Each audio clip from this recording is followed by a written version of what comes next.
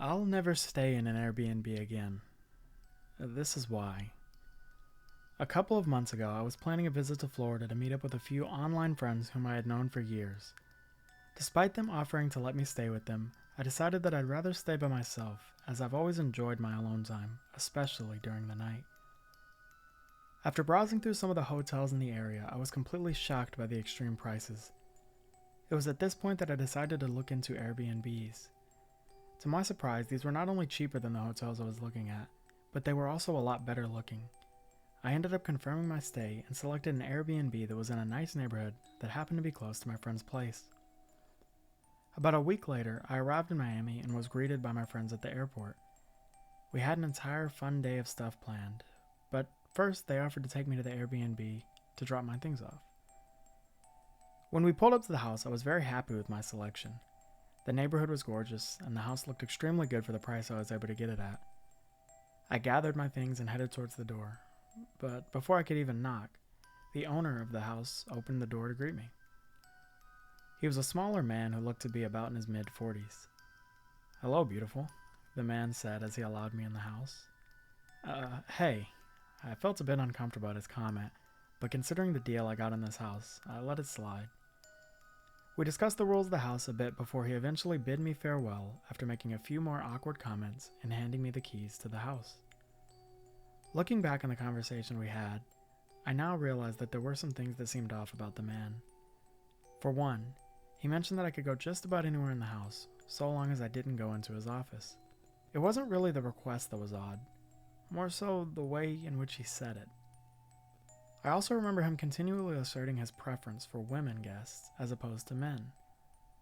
Brushing all of this off as just the ramblings of a lonely older man, I made my way up to the room, set my belongings down, and set out for a night with my friends. Miami was great, and the nightlife was unmatched. I had such a good time out that I completely forgot about the oddities of my earlier encounter. That was until I eventually made my way back home. I remember making my way back up to the room, admittedly slightly drunk, and laying down in the bed before instantly falling asleep. The next thing I remember was waking up to the sound of footsteps, as well as what sounded like a thud outside. This all came from downstairs, so I began to get kind of worried. I tried to tell myself this was a safe neighborhood, and that there was no way something bad could be happening, but I couldn't rid my mind of the negative thoughts. In order to at least get comfortable again, I decided to first check the downstairs area. That was when things got weird. I went over to grab my house shoes from beside the dresser when I noticed something. Hidden under a small scarf on the top of the dresser was a lens. After moving the scarf, I noticed it was a camera. It was pointed right at my bed, right at me. I felt nauseous as I flipped the camera upside down. I searched my mind for any rational explanation, and I found one. The man probably just has this for his own peace of mind when he sleeps. I told myself it's normal, and that if I didn't find anything else, there's no reason to jump to conclusions. After searching around the house, I didn't find any other cameras and decided that my rational explanation must be correct. Feeling a bit more secure, I made my way downstairs to see if I could find the source of the noise. That was when I heard something again. I had just hit the bottom step as I heard the sound of wind and the subsequent moving of curtains. Knowing I hadn't opened any windows up to this point, I admittedly began to worry. I then realized that the sound was coming from the older man's office. I let out a slight sigh of relief as I told myself he must have just forgotten to close the window. It was then that I remembered that he had told me not to go into his office. It was the one rule that he seemed serious about, so I felt as though I shouldn't break it. Then again, the air was on, and the window being open would run up a large bill, I thought to myself. I didn't want to get charged, and it was then that I decided I had to go inside and close the window. I reached for the doorknob and began to turn it, unaware of the fact that what was on the other side of that door would haunt me for life. When I opened the door, things looked normal at first. It was an office with a wall of books, a large desk, and a couch. At the far end of the office, the window was open. Only that wasn't it. There was a ladder leading into the window. Upon seeing this, I stumbled backwards into the desk, only to see tapes piled in a box on the corner of the desk, each with the name of a woman on it. Then I saw it. Sitting at the top of the pile was a small black tape with my name written on it. It was at this moment I noticed a monitor that was not off, but sleeping. When I moved the mouse of the computer, the monitor turned on. It was at this moment everything clicked. On the screen there were individual squares which contained each room of the house, the bedrooms, the kitchen, and even the bathrooms. He had been watching me. He was here. He made those noises that woke me up. I had to leave. I grabbed the tape with my name on it and began to turn away as I accidentally knocked the box of tapes over, spilling its contents. Out of the box came a pair of handcuffs and a gun. I ran away while desperately trying to call the cops. I told them my address as well as what happened as I reached my car, started it, and drove off. I didn't see the man as I was leaving, and this is something that I'm eternally grateful for, as judging by the contents of that box, I knew his intentions were not good. I stayed with my friends that night and went home in the morning. The cops would eventually inform me on everything that they could. The man was divorced, and other than the Airbnbs that he ran, he was unemployed. It turned out that he would routinely allow younger women to stay in his house while he secretly recorded them. I was told that though he had never physically harmed any of the women, they suspected it was only a matter of time, as his tapes were becoming more and more insidious as time went on. I'm so lucky to have woken up and left when I did. I don't know what he was planning on doing with me, but judging by the fact that he had a weapon and a way back inside, I don't think I would want to know.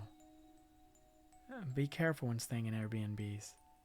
At the end of the day, it's just a random person that you are trusting. And I can tell you firsthand that some of those people do not deserve to be trusted.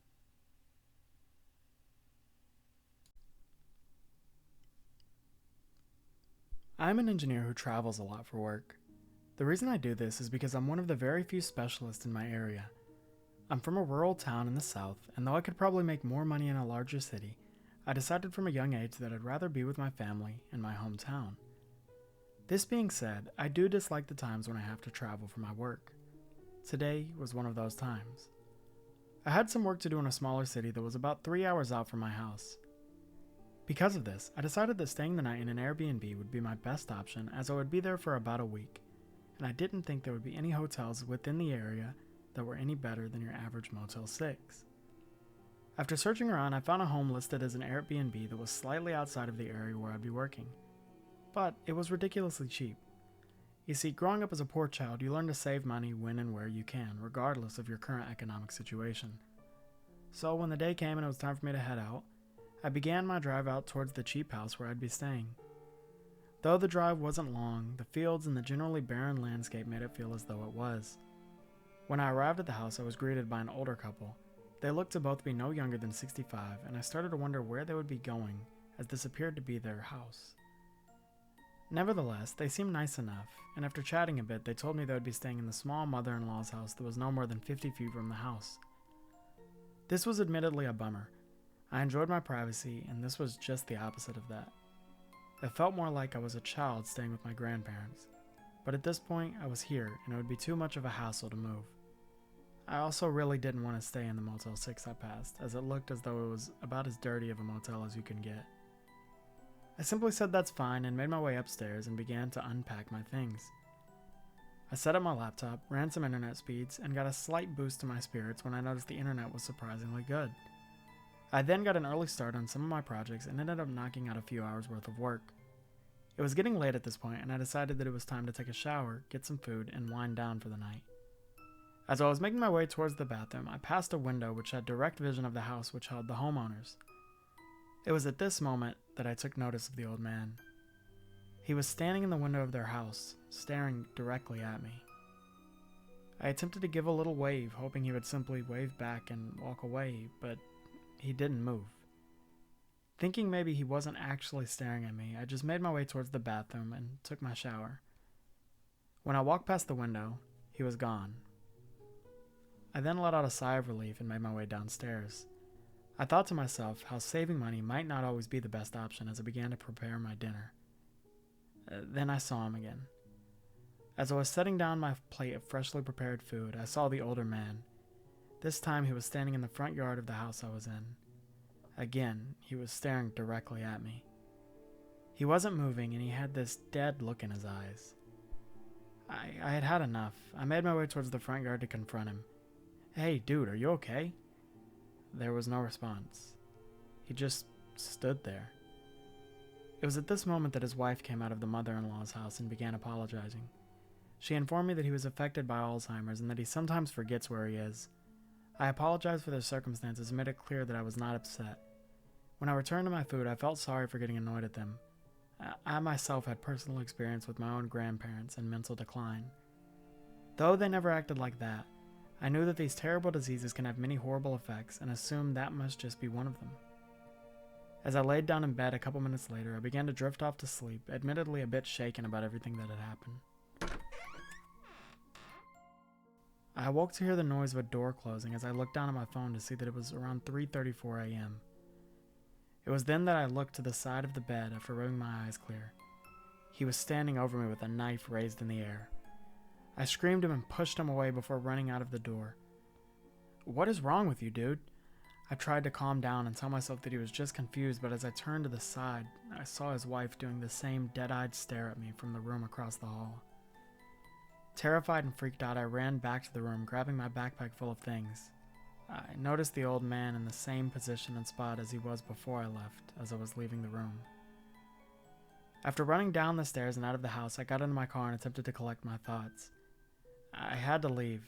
I didn't know how long that man had been there or what state of mind he was in, but I decided that I didn't want to stick around to find out. As I was pulling out, I looked at the house one last time.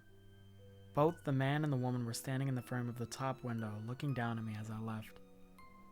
I called the non-emergency line and told them about the owners of the house and warned about them being mentally unstable.